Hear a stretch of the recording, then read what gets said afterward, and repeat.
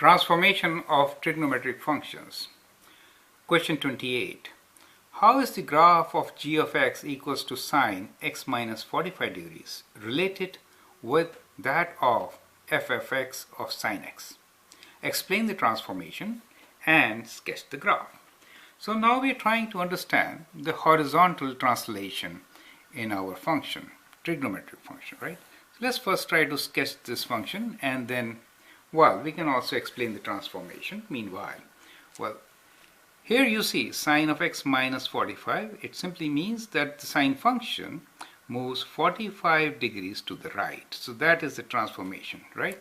So the transformation is that translation,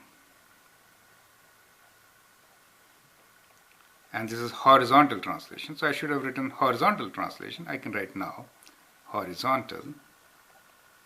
Or we can say translation of 45 degrees to right. Right? 45 degrees, the sine wave moves right. So what we will do here is, we'll just sketch a sine wave, right? And then show its translation. Let's say this is my sine wave from 0 to 360 degrees, right? Now, what is 45 degrees? 45 degrees is, this 360, this is 90, right? And 45 is right here. So that much is 45 for us. Now, when we say sine x minus 45, every point moves 45 degrees to the right. So basically, this will move here, then this will translate to that point, x-intercept 45 units, minimum point moves 45 units, and that is how the wave is going to be, right? So we can connect these points and draw our transformed function.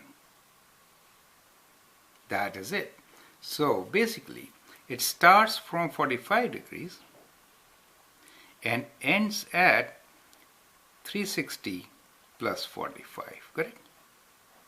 Which is 5, 10, 405 degrees, right? So every point gets translated 45 degrees to the right, right? This is one wave, and of course it repeats, so it just goes on like this, right?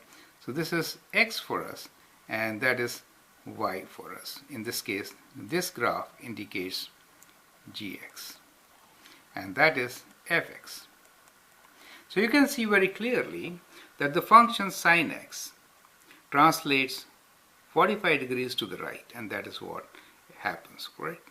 So when we do that, maximum, minimum, the range remains the same, time period remains the same, but the location of maximum, minimum x-intercepts changes. The y-intercept also changes. Do you see that? The y-intercept is no more at the origin. So those are the changes which you will notice when a sine function is horizontally translated, right? Thank you.